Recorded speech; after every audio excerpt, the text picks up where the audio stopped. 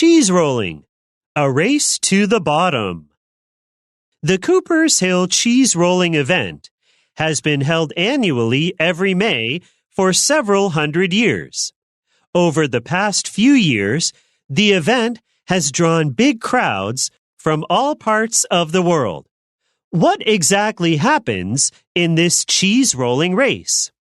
There are actually 4 races in all, 3 races for men and 1 for women. To enter the race, all you need to do is reach the top of Coopers Hill early and introduce yourself to the event organizers. The racers then line up and wait for the signal.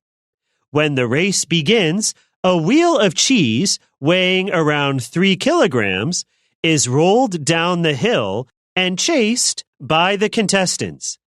During the contest, racers slide and tumble down the 180-meter slope, which has an average angle of 45 degrees.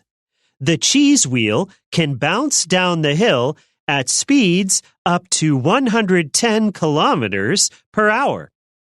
Since the cheese travels at speeds that make it impossible to catch, the winner is determined based on whoever crosses the finish line first.